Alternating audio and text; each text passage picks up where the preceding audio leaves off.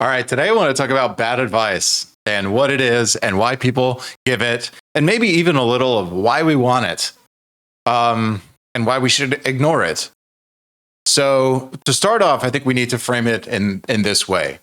First of all, I think one of the things that we're often looking for with advice is we want external validation from a neutral perspective. But the first myth we have to overcome when we want to understand why advice is bad and why people give bad advice is that advice is never neutral. This is the very first principle we have to understand. Advice is never neutral. Advice always carries with it the imprint of the speaker's motives. And some explicit and some unconscious bias exists in all advice. So most of what gets shared as advice or repeated or performed as advice in the influencer attention advice economy is not really designed to help the listener act. And this is everything, like I said, from influencers all the way to your close friends who you may be going out proactively and asking for advice. Advice, when it's given, is designed to protect the speaker and to signal their values and to reinforce their identity or increase their reach. That's what advice is meant to do. You say, no, advice is meant to help me. What you're looking for is helpful information. But when people give advice, you have to understand what motivates them to give advice. And you might say, no, I know people that give advice genuinely from a desire to be helpful. And I would push back on that and say, what they tell themselves is that they have a desire to be helpful. But this also contributes to protect the speaker and to signal their values and to reinforce their identity and to increase their reach, to believe I am trying to be helpful is part of all of that. So I want to dissect the real structural incentives behind why bad advice circulates and how to recognize the hidden motivations embedded within it and how to build a filtration system that protects your agency instead of outsourcing your agency. So just to kind of restate our initial premise here, most advice is not about you, which is like paradoxical because usually when you're seeking advice or asking for advice, you're saying, hey, here's my situation. Please speak into it from your perspective with an attempt to be wise. Optimize for wisdom. Optimize for utility. Maximize effectiveness and efficiency in my life through information transfer, right? So the default assumption that you make is that advice is given in good faith. People want to help. And that what they say is a reflection of experience and insight or care. And like I said, they tell themselves that for sure. But in practice, most advice functions as a social behavior. You have to think about it. Think about advice. Don't think about advice from an idealist perspective. Think about it from a psychological point of view. Think about what is the function of advice sociologically and psychologically, giving advice, right? Not as a functional solution, what purpose is it meant to serve philosophically, but psychologically, what prompts it? It exists, advice is given as a function of impression management, not to transfer competence to you. If anything, I have an incentive to hide and guard competence from you. Because the mistake isn't trusting advice that ultimately fails. That's not the common mistake that we make. The mistake we make is trusting advice that was never structurally intended to serve you. And a lot of people are naive out there that think, nah, my friend would never do that. My friend would never intentionally sabotage me by giving me bad advice on purpose. You have to understand, maybe you're right, maybe you're wrong. That's just a naive perspective. Okay, so what I want to do now is give you 10 structural motives behind bad advice. So, why people give bad advice? Number one, the first structural motive behind why people give bad advice is liability avoidance. They want to optimize for safety. Optimize for safety. So some advice is engineered to minimize the speaker's exposure to blame. It leans towards the safest, most conventional, least actionable option. Not because it's useful, but because it protects the giver from responsibility. And you'll hear phrases like, just to be safe, or I don't want to steer you wrong, or, the result is passivity masked as care. Okay, so liability avoidance, optimization for safety is the first structural motive behind bad advice. The second structural motive behind bad advice is self-validation. So I'm optimizing for ego reinforcement. So many people will give advice not to help, but to justify the choices they've made. And it often begins with, well, what worked for me was this. But it fails to differentiate between shared principles and personal coping mechanisms. So you're not actually getting guidance, you're just getting a mirror, which is really not so helpful. The third structural motive behind bad advice is mass appeal, where this is optimized for virality. So advice that's engineered for reach, and this is usually more relevant to advice you might be getting like online or from an influencer, but this is advice that is engineered to reach as many people as possible. It must be digestible in under 10 seconds, right? It's polished, it's high contrast, it's identity flattering. And you've got these one-liners like discipline is everything, or stop negotiating with your potential, right? All these things like sound wonderful, but they contain no friction at all. They weren't designed to hold reality. They were designed to circulate. Okay, a fourth cause of bad advice or incentive that generates bad advice is performative depth, where people are optimizing for applause. So this is advice that trades utility for mystery. And you get this a lot of time in like religious or evangelical Christian circles or things like that, or even like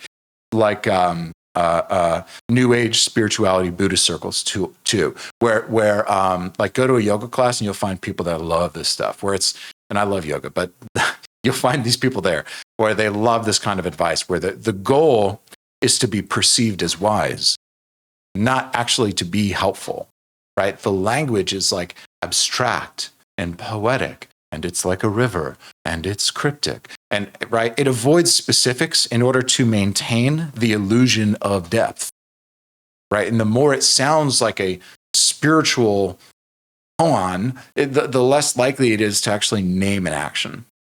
So the fifth incentive behind bad advice, or a cause of bad advice, is energy efficiency. So I'm optimizing for cognitive ease, because a lot of advice is actually given because it's just familiar, and not because it's actually true.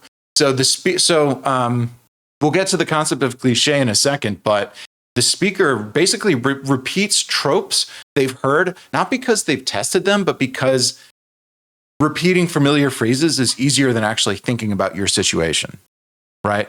So everyone knows that da is a tell, right? It's a script, not an assessment. So the sixth incentive behind giving bad advice is power retention, where people are actually optimizing for control. So sometimes advice is strategically disempowering. Sometimes advice pretends to support you and your life and your decisions, but it actually subtly undermines your autonomy. And it comes packaged in concern. I just don't want you to make a mistake. But its function is to keep you small, and it's to keep you dependent. A seventh incentive behind bad advice is anxiety offloading, where you're actually optimizing for the speaker's relief. So the speaker is uncomfortable with your uncertainty, and they're just trying to rush you to a place of being better, not actually help you or be of value to you in your situation. So they push advice to alleviate their own tension.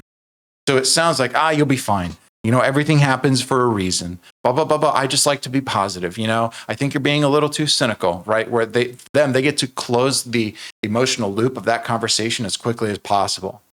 So these are closure rituals masquerading as guidance.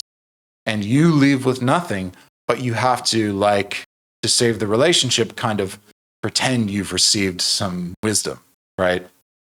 The eighth incentive structure that produces bad advice is moral signaling. So people are optimizing their advice for ethical status. So some advice exists primarily to demonstrate the speaker's virtue. It projects moral alignment, not practical help. So statements like, well, the right thing to do in this situation is da da da da, right? These are often less about outcomes and more about self-branding for the speaker, reputation management for the speaker.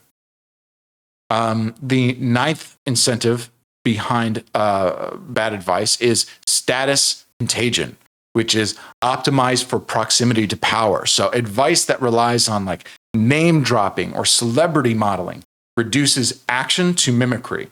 So, successful people do X, treats strategy as a costume, and it skips over context, and it pretends optionality doesn't matter, basically. And then the 10th incentive structure behind bad advice is pity displacement, which optimizes for bitterness management. So advice that's given from resignation tends to preserve the speaker's worldview. Like, be realistic, like, don't aim too high. These are statements of self-protection. So they're giving you advice to protect their own ego, not guidance, because they're too scared to do the thing that you should do and need to be advised to do. So they're not going to tell you to do something that they know they should do but aren't doing, right? So sometimes this pity displacement will motivate bad advice. It's not that they want you to fail per se necessarily, although sometimes they do, as we mentioned, but that they just don't want you to succeed in ways that expose their own compromise. So those are the 10 incentives in place that produce or tend to reasons why there are incentives in place that generate bad advice, like universally as a human experience. And now I want to move into a structural filter that you can have for advice to filter out these kinds of things. Because you might think, well, you just told me incentive structures behind why people give bad advice. I'm aware of those now. That's my filter. No. I just told you reasons why bad advice might come your way. What you need now is on the complete other side of that equation, ways to spot when the advice you're being given is bad. Because somebody might sell you something like be realistic or don't aim that high right now. And you might say, oh, you're just pity displacing and blah, blah, blah, blah, blah. And you might use these 10 incentive structures for bad advice to actually reject good advice. And that's what you don't want to do. You want to have a filter in place that lets the good advice in, keeps the bad advice out, right? Because if you over filter, then you isolate yourself from wisdom. And if you under filter, then you let other people completely control and overwhelm and consume your agency and erode your agency. So you want to interface with advice in a way that retains your agency, but allows you to receive an optimal amount of accurate, useful wisdom from other people. So most people will filter advice based on emotional resonance. So basically, like the question of, does this feel motivating to me? And that is the wrong metric, because the question should be, does this survive structural scrutiny? Because people will tell you things that feel motivating, that is bad advice.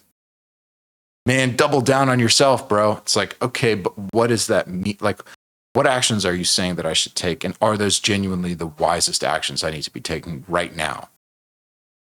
Right? So the first thing you want to do, and I'm going to give you a few steps here, but what you want to do is you want to do, number one, an origin audit. When you receive advice, the first thing you do is an origin audit. What is this person optimizing for? Right? We just talked about all the things that are optimizing for, like liability avoidance is optimizing for safety. Self-validation is optimizing for ego reinforcement. Mass appeal is optimizing for virality, right? All of the incentive structures for bad advice are optimizing for something that is not you, that is not being useful to you, that's not helping you, right? So what's this person optimizing for? That's your origin audit. What is this person optimizing for? Are they optimizing, when they're giving you advice, are they optimizing for their image or their safety or their status? What do they stand to gain or to lose based on whether this advice works for you? Or what do they have to gain or lose from giving you this advice? And are they risking anything by being wrong? So first of all, you do that origin audit. Second, you do a friction analysis. So does the advice name the behavioral cost? So when somebody gives you advice, does it map to your actual energy and your actual timing and your actual obligations and constraints? Because if it doesn't describe the real trade-offs in your life for taking their advice, it doesn't really belong in your system. Number 3 is an agency check. So does this advice reinforce your authorship or simply assign you a new identity to perform? Does their advice increase your range of options or pressure you toward a singular path? Because if the advice fails all 3 of these tests, if it fails the origin audit and the friction analysis and the agency check, it's noise. If it passes one of those 3, if it passes the origin audit or the friction analysis or the agency check, then it's an opinion. If it passes 2, then it's testable. And if it passes 3, it's rare and it's worth integrating. So this all, to summarize, comes down to reclaiming discernment. Discernment is the tool that, like if advice is the baseball, discernment is the glove, okay? Like, advice isn't bad because it's cynical. It's bad because it's structurally misaligned. We live in a content economy where advice is optimized to spread, not to hold. And unless you interrogate the architecture behind what you absorb, you'll mistake fluency for clarity and performance for principle. And the point isn't to reject all advice. The point is to stop confusing persuasive language with trustworthy input. Because the most dangerous advice isn't false. The most dangerous advice is the advice that doesn't actually fit your situation, your personality, your constraints. The only advice that names reality and effort and authorship really deserves to enter into your system. Everything else is just performative and choreography.